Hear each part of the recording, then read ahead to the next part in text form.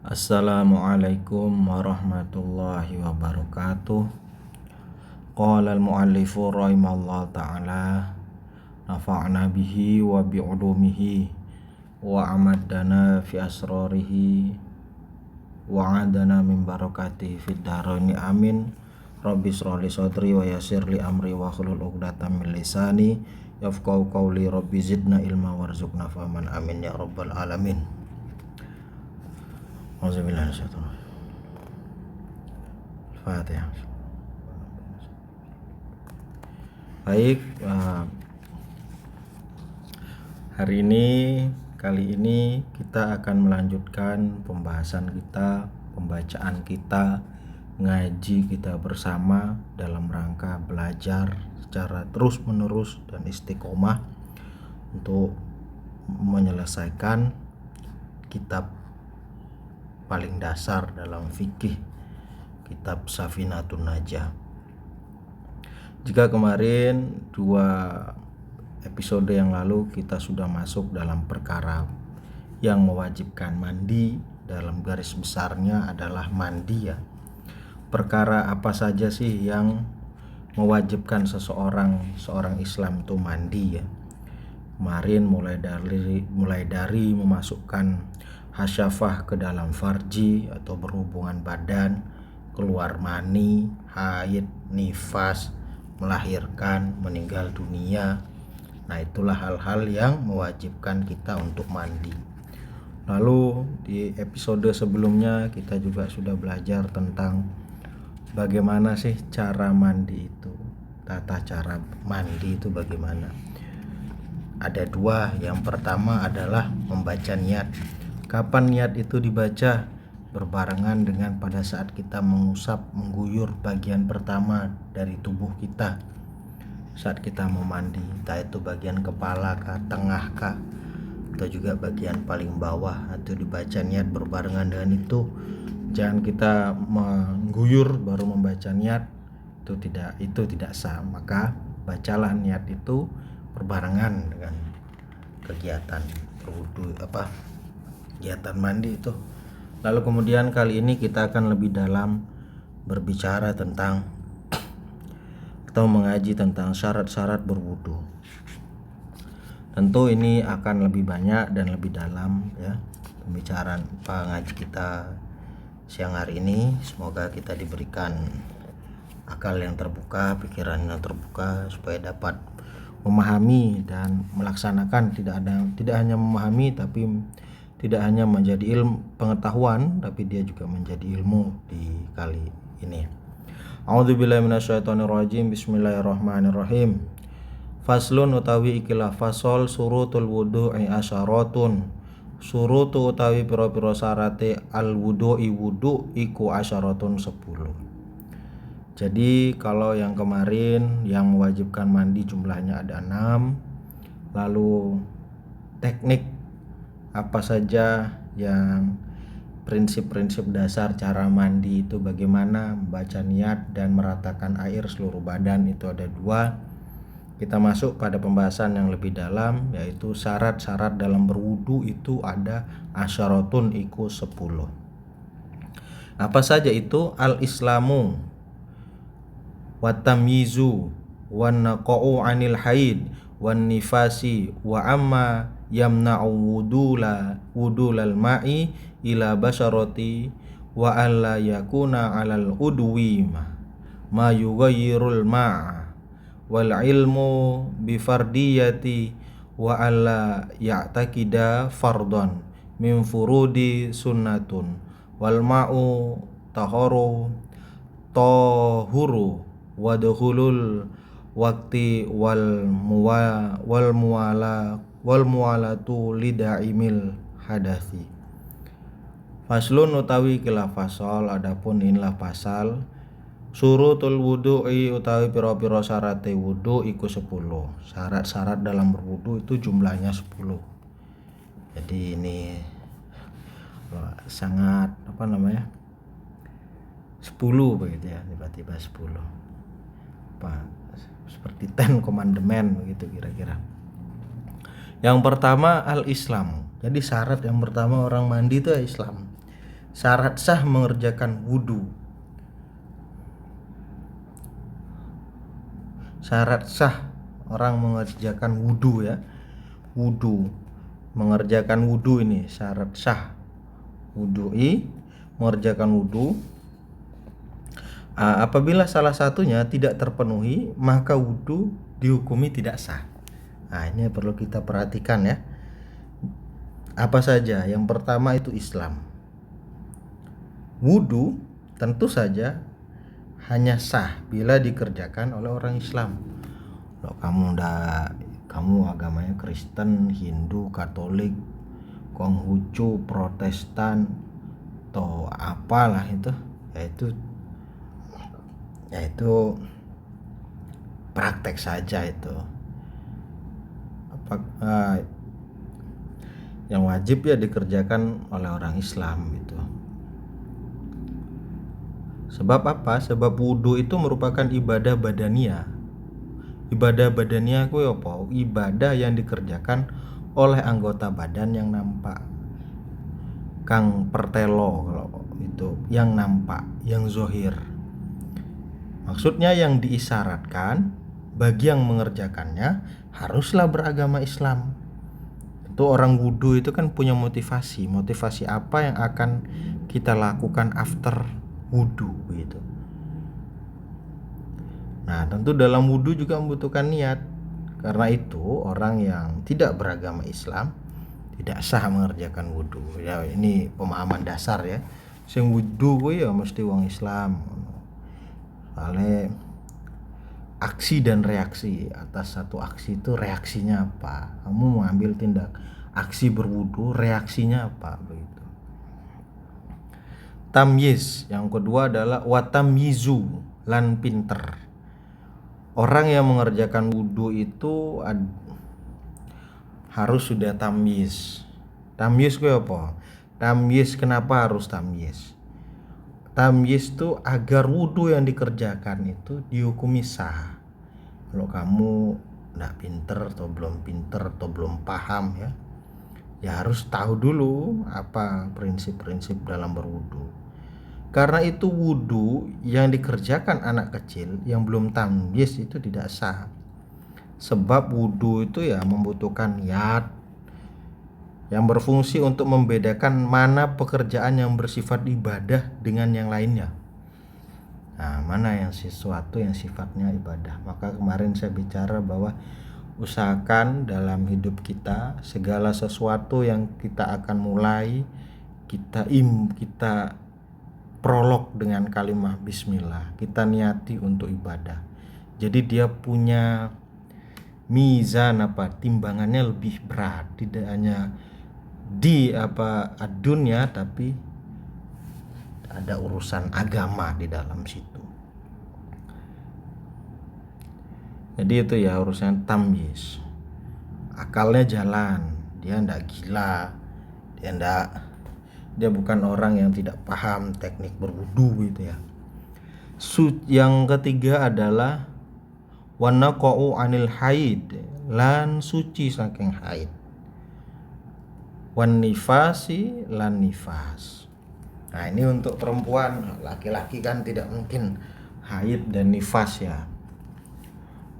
Adapun LGBT ini lagi menjadi masalah kontemporer dalam dunia modern dan juga dinamika umat beragama.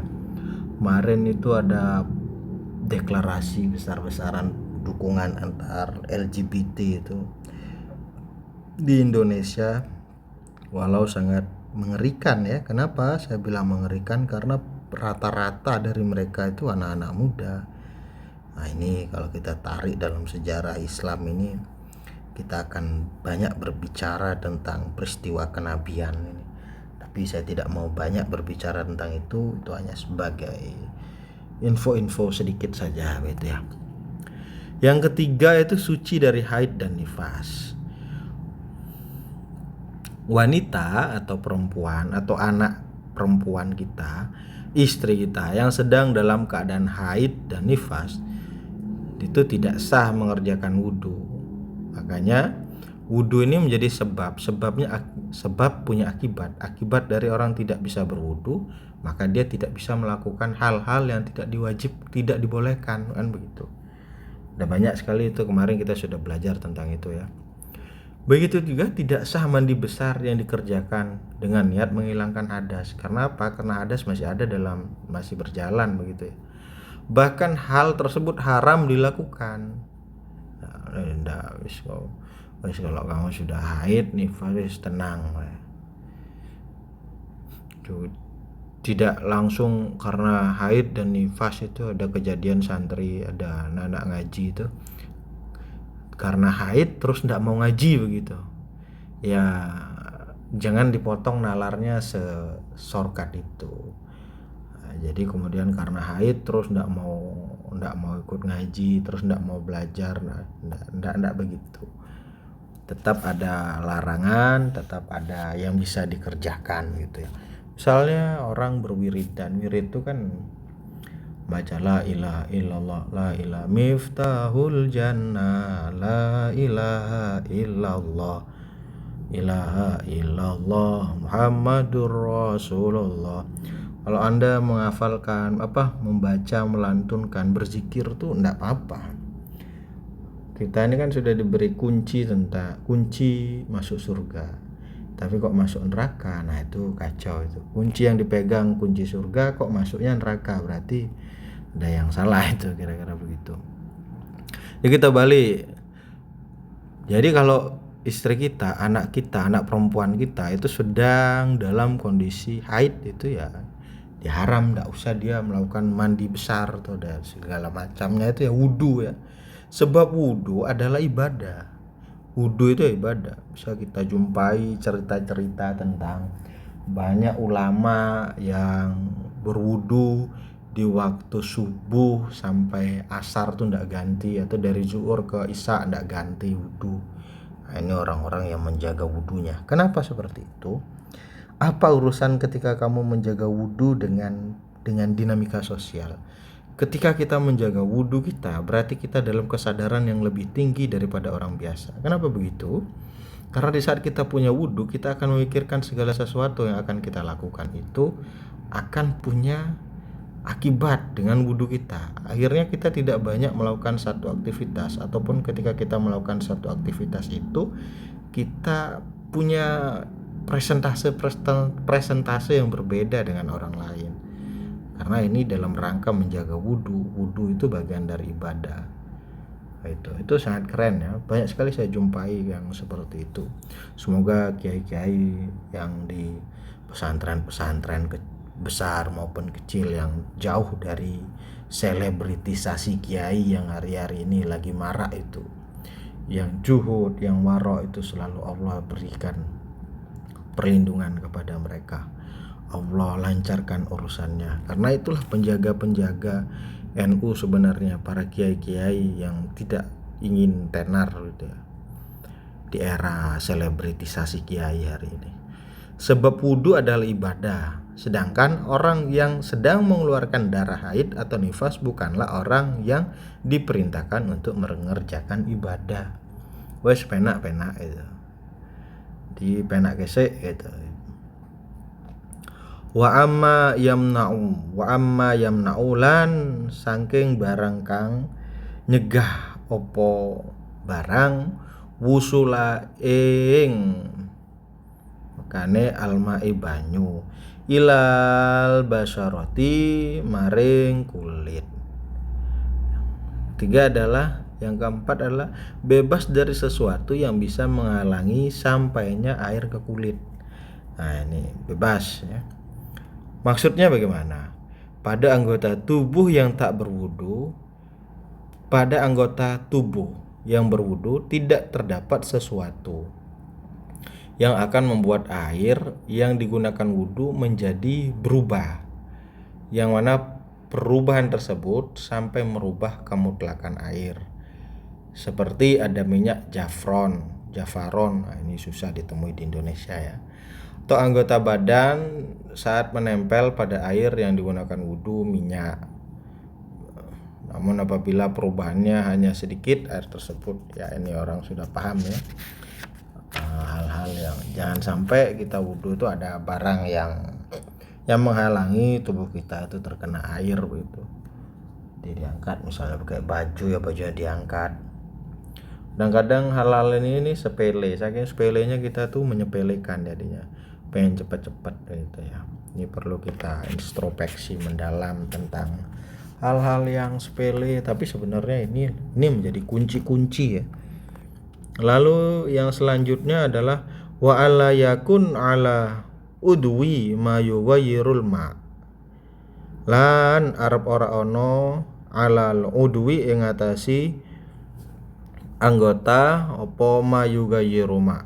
Apa barang kang gawaken ing banyu.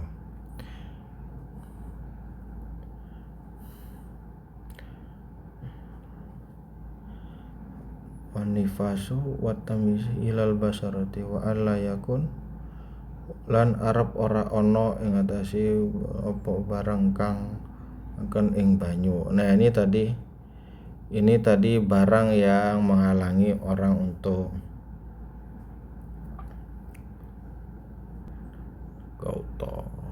anggota bifa wal ilmu ini adalah orang yang wal ilmu bifardiyati kelawan keperdune wudu. Jadi mengetahui kewajiban dalam berwudu yang keenam itu. Orang yang berwudu itu haruslah dia mengerti tentang hukum mengerjakan wudu adalah wajib. Jadi apabila ia ragu-ragu mengenai kewajiban atau meyakini bahwa wudu sebelum sholat bagi orang yang berhadas hukumnya sunnah, maka wudunya tidak sah. Wudu wajib, pak sholat ya wudu ra entuk ra wudu ki ra entuk wudu ngono. Wudune wudu. Lalu yang ketujuh, teman-teman, wa ala ya'taqida fardhon min furudihi sunnatu wala ya'taqida lan arep ora anane nikodaken berkeyakinan ya, tidak berkeyakinan fardu ing fardu siji min furudihi setengah saking pira-pira pardune wudu sunatun ing sunnah. Berarti maksudnya tuh bagaimana? Jangan ada pikiran terbersit satu pikiran dalam otak kita atau pikiran kita itu tidak meyakini fardu-fardunya wudu sebagai suatu kesunahan. Artinya wudu seseorang dihukumi sah apabila mengetahui dengan pasti mana yang wajib, mana yang sunnah. Meyakini bahwa semua yang ia kerjakan adalah wajib. Nah itu. Yang ketiga, meyakini bahwa sebagian yang ia kerjakan adalah wajib dan sebagian yang lain adalah sunnah, tanpa tahu persis mana yang wajib dan mana yang sunnah. Semisal ia ditanya mana yang wajib dan mana yang sunnah, ia menjawab saya tidak tahu. Kan kita kan tidak tahu biasanya gitu ya. Dalam ketiga keadaan tersebut, wudu yang dikerjakan tadi itu misalnya mengetahui dengan pasti mana yang wajib dan mana yang sunnah. Yang kedua, meyakini semua yang dikerjakan adalah wajib. Meyakini bahwa sebagian yang dikerjakan itu wajib, sebagian sunnah. Dalam ketiga keadaan tersebut, wudu yang dikerjakan seorang dihukumi sah.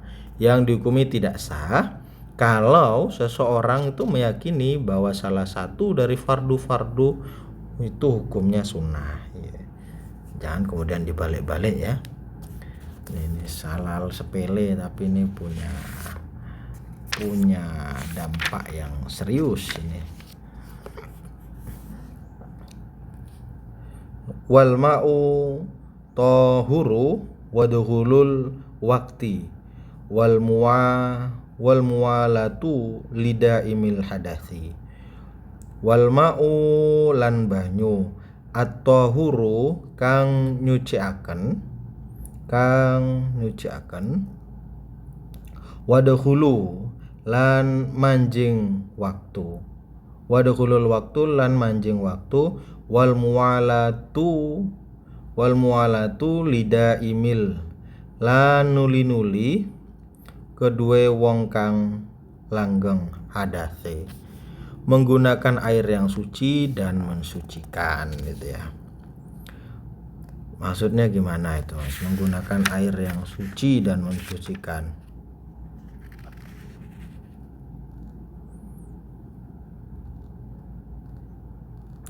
Harus telah memasuki waktu sholat bagi orang yang daimul hadas.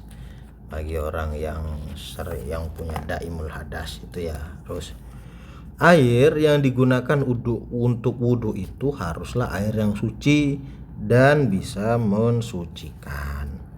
Jadi apabila yang digunakan adalah air yang suci tapi tidak mensucikan, seperti apa? Air mustakmal dan air yang terkena najis, maka wudunya tidak sah.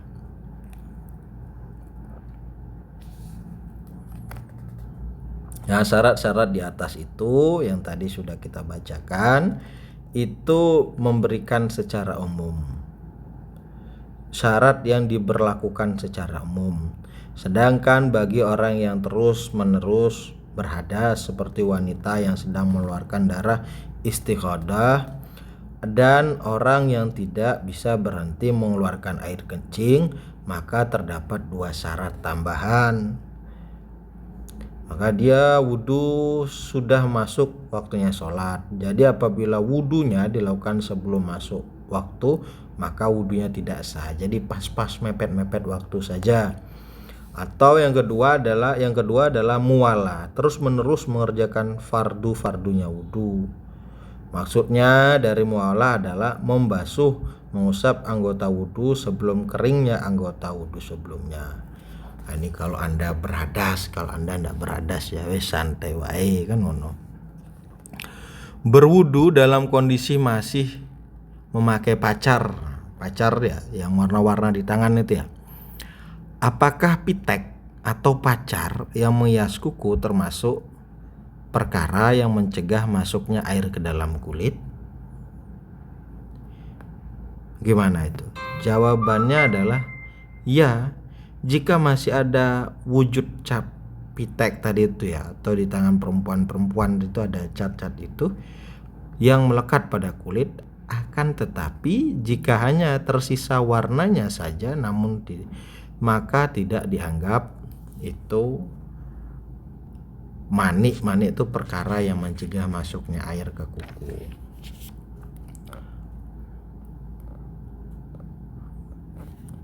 Jadi itulah dia pembahasan kita tentang syarat-syarat dalam berwudu.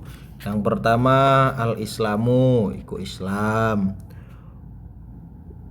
Wa tamyizu, tamyiz kuwi pinter. Terus wa nafau anil haid wan nifas, bebas dari sesuatu yang bisa bersih dari nifas. Wa amma yamna'u wusulal ma'i ila basyarati, bebas dari sesuatu yang bisa menghalangi sampainya air ke kulit itu ya.